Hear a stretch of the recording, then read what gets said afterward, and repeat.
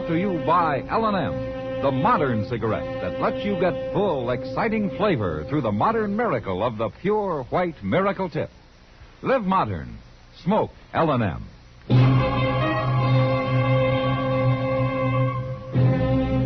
Around Dodge City and in the territory on West, there's just one way to handle the killers and the spoilers, and that's with a U.S. Marshal and the smell of Gunsmoke.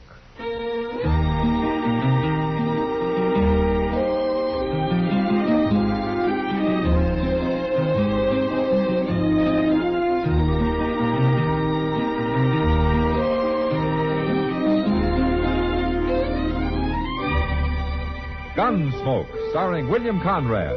The transcribed story of the violence that moved west with young America. And the story of a man who moved with it. I'm that man. Matt Dillon, United States Marshal. The first man they look for and the last they want to meet. It's a chancy job, and it makes a man watchful. And a little lonely.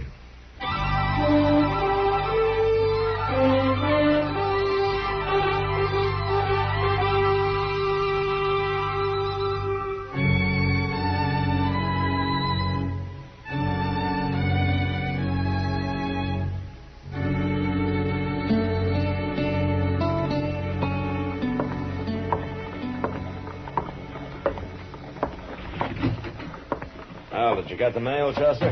I sure did, Mr. Dillon. And if that railroad gets any slower, yesterday's train's going to start getting into Dodge tomorrow. Well, that's happened a couple of times. Is anything important? I ain't had a chance to look. What? Well, it took Will Burglar so long to get them mailbags sorted.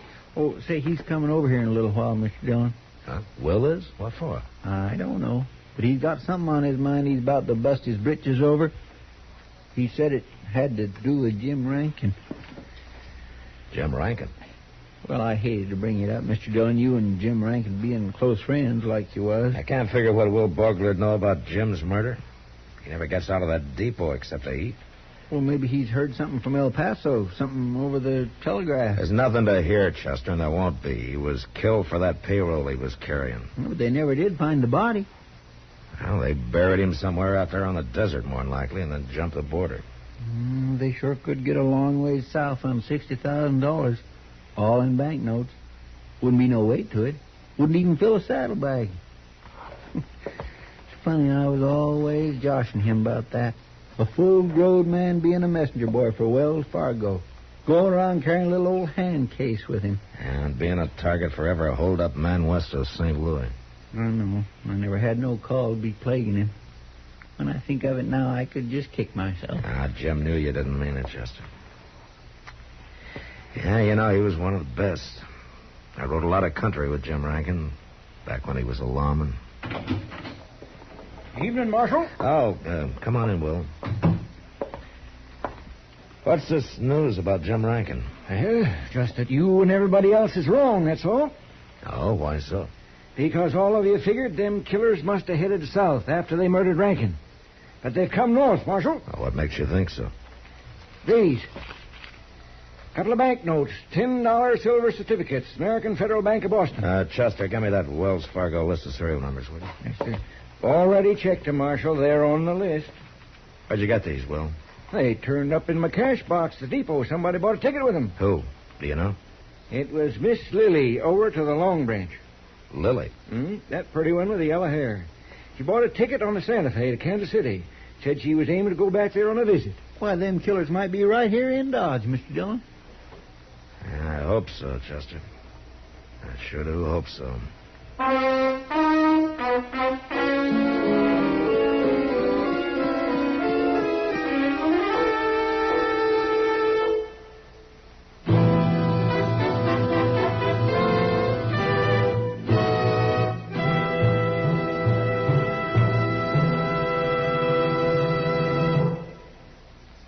Why don't you live modern? Live modern.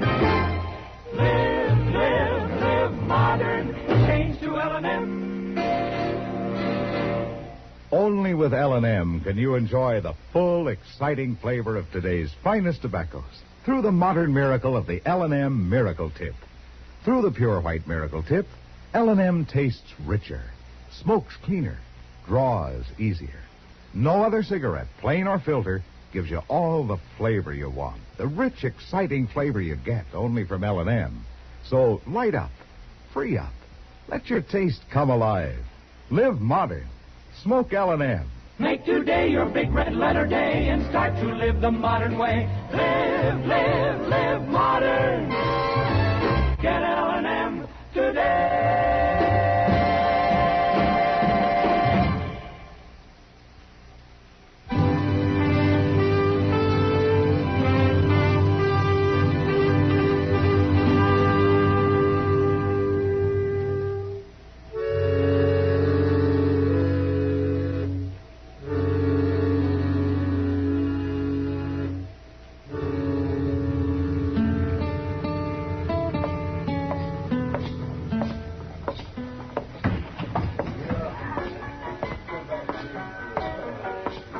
Hello, Kitty. Well, good to see you, Matt. You've been a real stranger the last month. Ever since Since Jim Rankin was murdered, huh? I didn't mean to rub salt in. That's all right, Kitty. In fact, that's the reason I'm here now. Huh? Buried him somewhere out there on the desert, more than likely, and then jumped the border. They sure could get a long ways south on $60,000. All in bank. Odd what? You? A marshal's pay won't get you far in that club, Matt. The dues are pretty high, you know. This wouldn't be just a case of one pretty woman talking about another pretty woman, would it? Now, seriously, Matt. Didn't Jim ever tell you about it? Jim? Jim Rankin. You didn't know about it? About what? I thought you knew he was spending all his time with Lily. No, I didn't. I'll see you later, Kitty.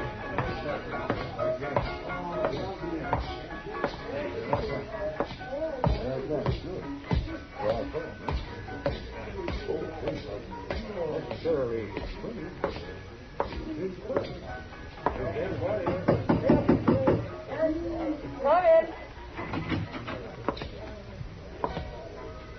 Marshal Dillon. How are you, Lily? Well, this is quite a surprise. I understand you're leaving for Kansas City. I'm just going for a visit. Is there a law against it, Marshal? Or do you care personally? You bought a railroad ticket this afternoon from Will Borgler. You paid for it with a couple of $10 notes of the American Federal Bank of Boston. My, you have been taking an interest. Where did you get those banknotes, Lily? Oh, come now, Marshal. I want to know where you got those bills. I don't know where I got them. You don't know, huh?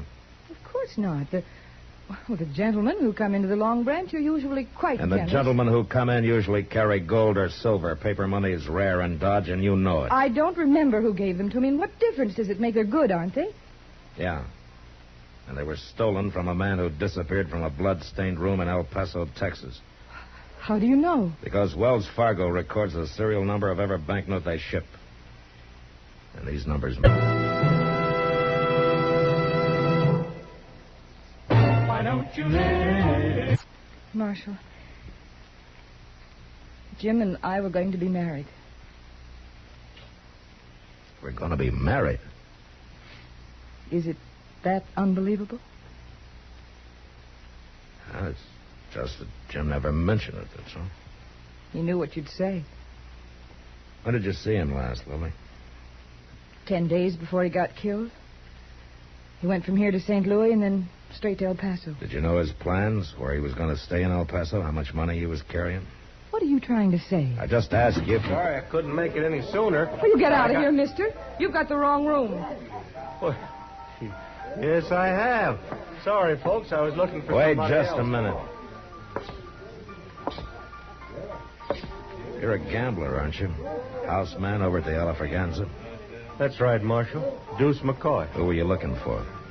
Nobody. I'll not bother you folks any longer. McCoy. You wouldn't happen to have any banknotes on you by any chance, would you? Banknotes? I'm strictly gold standard, Marshal. I got caught with some of that worthless paper trash during the rebellion. My apologies, ma'am. Marshal.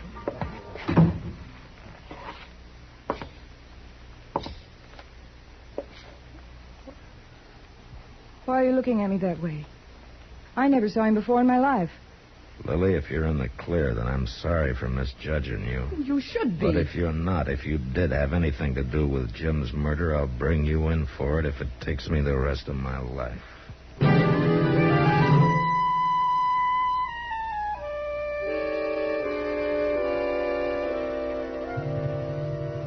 3 days went by, and things stayed pretty much the same. I found out Jim Rankin had told a couple of people that he was going to marry Lily. And she could have been telling the truth about the 2 banknotes. Maybe she didn't remember where she'd got them. But she had lied about one thing, about not knowing Deuce McCoy. Word had gotten around town that she and Deuce had been thicker than thieves for a long time. But that didn't help me. Neither one of them had been out of Dodge in 6 months. And then one evening about 8 o'clock, Kitty came into the office with the news that started a landslide. Wow. Oh, Miss Kitty. Matt, there's something funny going on. Now, what do you mean, Kitty? Lily. She didn't show up for work this evening, so I went upstairs looking for her. All her clothes, her costumes, they're gone. She's cleaned everything out. You know where she lives? Yeah, she's got a room at L.A. Grott's place, down south of the Dodge House, a couple of streets. Yeah, I know where it is. Chester, come on, let's go.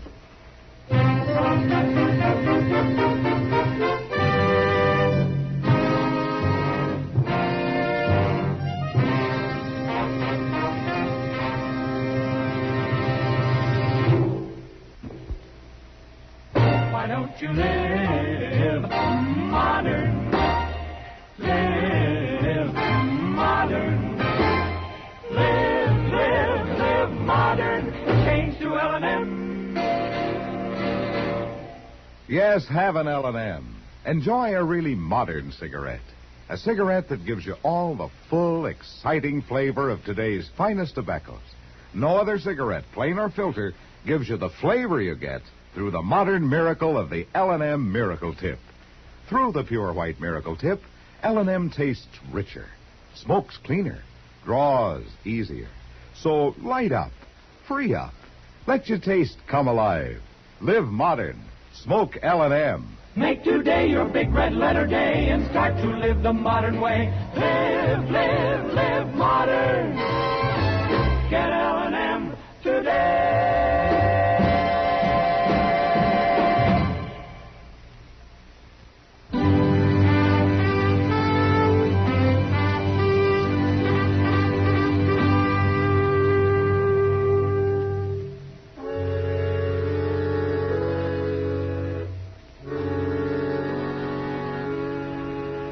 Lily wasn't at the rooming house, and nobody there had seen her since mid-afternoon. So Chester and I went back and took a look at her room in the Long Branch. Kitty was right. She'd cleaned out. Great goodness, Mr. Dillon, if this ain't the most upset room. It's kind of a mess, all right. Things thrown around every which way. Looks like a cyclone hit it. Somebody was hunting for something. Well, you'd think Lily'd know where things was at. There was somebody else, Chester, after Lily had gone. Well, where do you think she's gone to, Mr. Dillon? She bought a railroad ticket to Kansas City. Mm-hmm. Night train leaves in half an hour. Yeah, we better get over to the depot. Come on. You know, it's kindly hard to think ill of a woman as pretty as Lily. Man just can't hardly help believing anything she wants him to. Yeah, I know.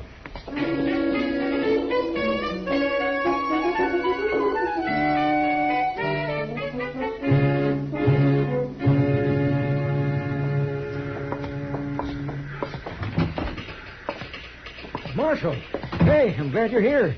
I was just aiming to send a boy over to tell you. Tell me what, Will? Well, about them two. They're here. Miss Lily and that there gambler feller, Deuce McCoy. Oh? Yeah, he's the one that brought the trunks in, but part of them's hers. He wasn't fooling me none. Are they both leaving? Is he going with her? Well, I reckon so. Bought herself a ticket to Kansas City, same as hers. They didn't pay for it with no banknotes, though. He used gold. Uh-huh. Where are they now, Will? Well, they've been hanging around down there at the end of the platform. Stayed clear of the light, I figured. Maybe you don't want to draw no attention to themselves. It ain't like Miss Lily, neither. Ordinarily, she'd have herself rigged out fit to kill. Be strutting around here bold as brass. What? That was down the platform. Yeah, come on, Chester. Straight ahead, Marshal. There at the end. Yeah, I see. Look, Mr. Dillon, somebody jumped on a horse. Yeah. Hold it there! He's getting away. Couldn't have been nothing but plain luck in the dark like this, Mr. Dillon. I'd have sworn I had him in my sights. Marshal! Yeah.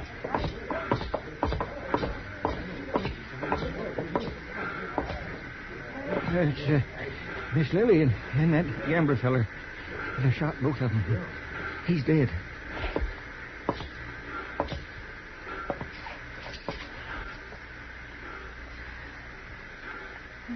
Well?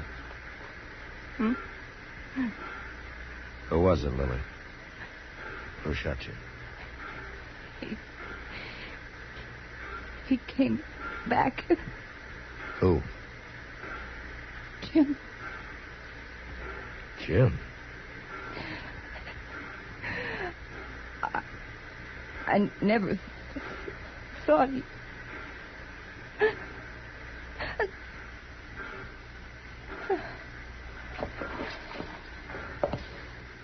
We're going to go after Mr. Dillon? No, we'll wait till sunup, Chester. Sunup? There's no hurry, not now.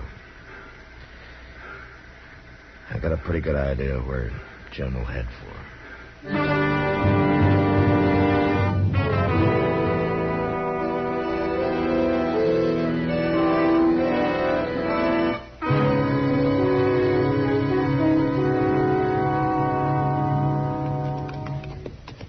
Mr. Dillon, how can you be so doggone certain he's out here somewhere? Because I know how he thinks, Chester. Sir, I never see such a country. Rim rock, gullies, mesquite, plum thickets. We couldn't find him this tough in a month of Sundays. I think he'll find us. Oh, dear, I'd as leave you wouldn't talk that way. Mr. Dillon gives a man the willies, knowing all the time there might be a gun sight leveled on him and not knowing just when the shot. Well, you know now, Chester. Hold it. Right where you are. He's just by that point of rim rock. Oh, forget it. He's got perfect cover. Is that you, Matt? Yeah, it's me, Jim. Leave your gun. Come up here. Come alone. Stay here with the horses, Chester. Don't do it, Mr. Dillon. You don't know what he's up to. Only one way to find out. Here, take my gun.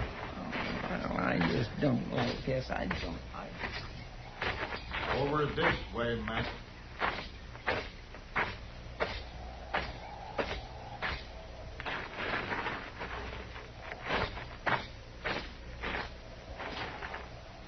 Matt, you're a fool. I could have shot you dead. I was betting you wouldn't.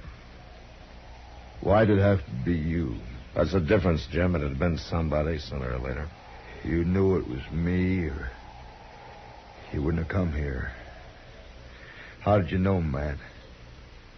Lily told me. Before she died.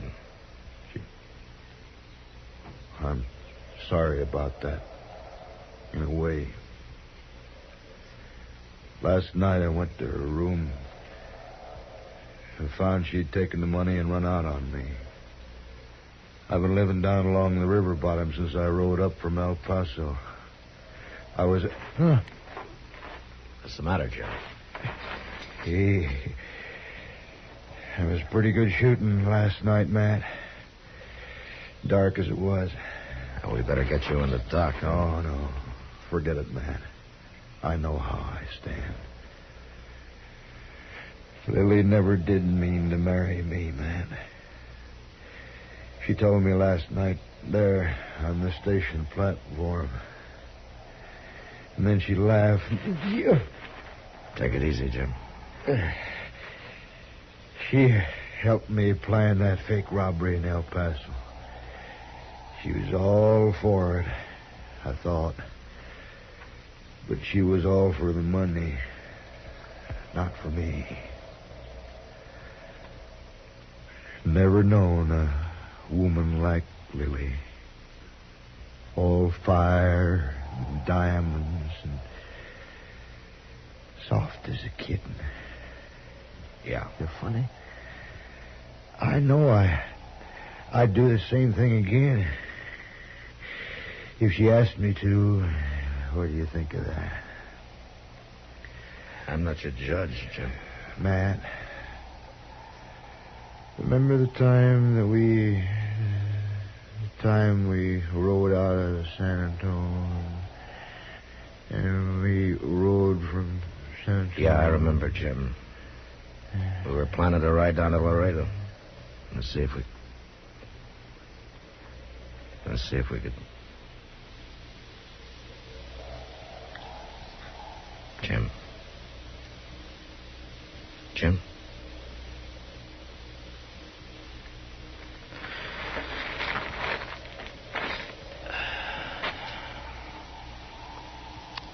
Yeah, Jim.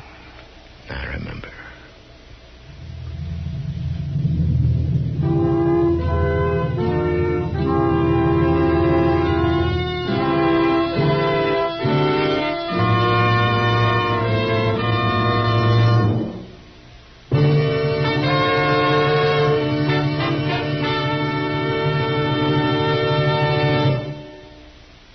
In a moment, our star, William Conrad. When you're at home and use a match to light a cigarette or the stove, what do you do with that match when you're through with it? You make sure it's out, of course. After all, you don't want to have the house burned down. For the same reason, you wouldn't think of leaving the kitchen stove blazing away when you left home. But some of us forget these precautions when we're in the woods. Some folks will stroll through heavily wooded country, light a cigarette, and casually toss the match away without bothering to see if it's out. They'll also toss the cigarette butt away, still burning. And if they've been using a campfire, they may even leave that to smolder. From now on, make yourself a committee of one to help prevent forest fires, because forest fires are usually started by just such carelessness. Whenever you're in the woods or driving past a wooded area, break all matches in two before discarding them. Make sure all smokes are completely out, and drown all campfires. Don't leave any sparks behind. They can cost our country millions of dollars in lost timberland. Remember, only you can prevent forest fires. And now, William Conrad. You know, there were rifles of all makes out on the frontier. Springfields, Henrys, Spencers, Colts, Maynards, Enfields, Sharps, even old flintlocks. And next week, a man discovers it doesn't matter what it's fired from. A bullet kills a man awful fast. And that was the West. Gunsmoke, produced and directed by Norman Macdonnell, stars William Conrad as Matt Dillon, U.S. Marshal. The script was specially written for Gunsmoke by Les Crutchfield, with editorial supervision by John Meston. The music was composed and conducted by Rex Corey. Sound patterns by Ray Kemper and Bill James. Featured in the cast were Lynn Allen, Tim Graham, Lawrence Dobkin, and John Daner. Parley Bear is Chester, Howard McNear is Doc, and Georgia Ellis is Kitty. Join us again next week for another specially transcribed story on Gunsmoke.